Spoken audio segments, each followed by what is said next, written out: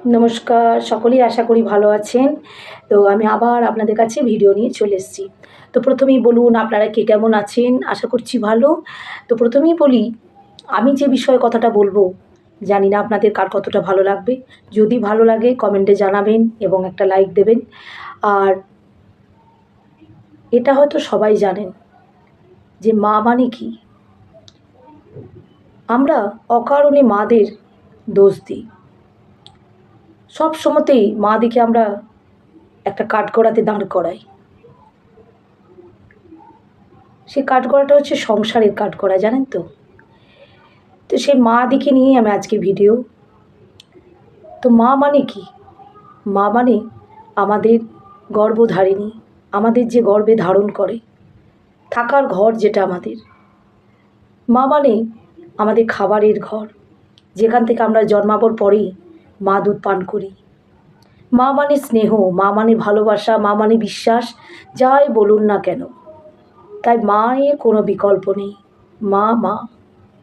কিন্তু সেই মা দিকেই আমরা যে কারণেই হোক না কেন, কোনো মেয়ে হয়তো শ্বশুরবাড়ি করতে পারছে না, যে কোনো কারণে, হয়তো তার ভালো লাগছে না, বা হয়তো তার স্বামীকে ঠিকমতো সে পছন্দ হয়নি, বা সংসারে কোনো অশান্তি, যে কোনো কারণেই হোক না কেন সে সংসার করতে পারছে না, সেখানেও কিন্তু মাদের দোষ। কি না, ওই মায়ের জন্যই মেয়ের সংসারটি ভেঙে গেল। কি অদ্ভুত দেখুন তো। আবার হয়তো ছোট্ট থেকে মা একটি ছেলেকে মানুষ করলো অনেক স্বপ্ন নিয়ে চোখে, যে আমার ছেলে লেখাপড়া করবে, আমার ছেলে চাকরি করবে, আমার ছেলে বিয়ে করবে, আমার ছেলে সংসার করবে। সেখানেও কিন্তু মাকে দোষ। যে মা, হয়তো সব মারা কিন্তু লেখাপড়া জানে না। আগের জেনারেশনে তাদের সুযোগই ছিল না লেখাপড়া করার। এখন তো অনেক সুযোগ, অনেক স্কোপ যে লেখাপড়া করার জন্য। মেয়েরা বাইরে যাচ্ছে, কলেজে যাচ্ছে, স্কুলে যাচ্ছে, টিউশনি যাচ্ছে, কোনো অসুবিধাই নেই। কিন্তু তখন জেনারেশনে অসুবিধা ছিল, তাদের বাধা ছিল বাইরে যাওয়া, তাই তাদের লেখাপড়াটা বেশি দূর এগোতে পারেনি। তো যেমনই মা হোক না কেন, শিক্ষিত বা অশিক্ষিত, সে কিন্তু মা। তো সেই ছেলেও মাকেও দোষ দেয় যে তোমার জন্যে হয়তো তার বউয়ের সাথে ডিভোর্স হয়ে গেছে, বা কোনো কারণে তার সংসারটা ভেঙে গেছে, সেখানেও মায়ের দোষ হয় যে মা নাকি সংসার ভেঙে দিল। তো কোনো মাই কি চায় বলুন তো যে তার সংসার, ছেলে বা মেয়ের সংসার ভেঙে যাক? সে তো মা, সে তো চাইবে যে তার ছেলে ভালো থাকুক, সুখে থাকুক, মেয়েও সুখে থাকুক। সে হয়তো অনেক অর্থ খরচা করে, ধার দেনা করে মেয়ের বিয়ে দিয়েছে, তার হয়তো সামর্থ্যর বাইরে। তো সে মা কী করে চাইবে যে তার মেয়ের সংসারটা ভেঙে যাক? তবুও কিন্তু তাকে কথা শুনতে হয় যে তোমার জন্য, বা সকলেই বলে মায়ের জন্য তার সংসার ভেঙে গেছে। তো এটাই আমি বলি যে মারা কী করে খারাপ হবে?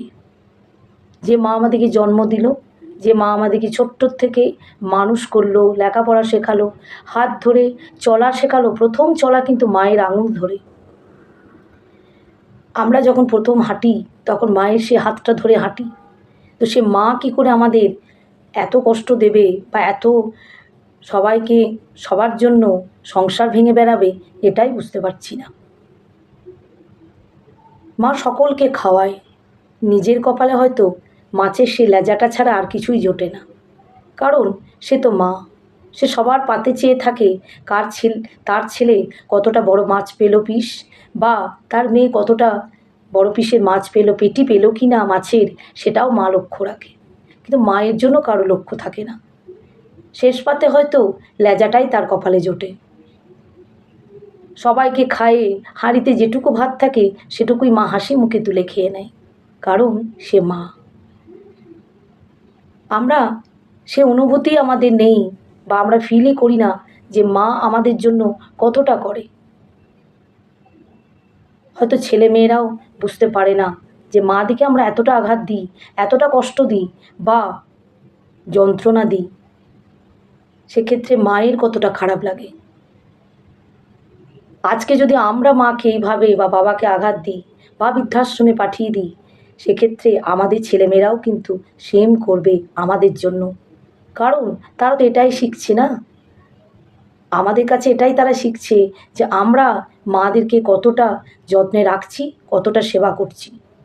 মানে বয়স হয়, একটা জায়গায় যখন বয়স হয় তখন মা বাবারা বাচ্চা ছেলের মতো হয়ে যায়। তাদেরকে আমাদের যদি বিরক্ত না রেখে, বোঝা না ভেবে একটু স্নেহ, একটু ভালোবাসা দিই, তাহলে হয়তো তাদেরকে বৃদ্ধাশ্রম যেতে হয় না। তো যাই হোক, আজকে এইটুকুই। সকলেই ভালো থাকবেন। যদি ভিডিওটা ভালো লাগে একটা লাইক এবং কমেন্টে জানাবেন। আমি আবার পরের ভিডিও নিয়ে আপনাদের কাছে ফিরে আসবো। টাটা, সকলেই ভালো থাকবেন।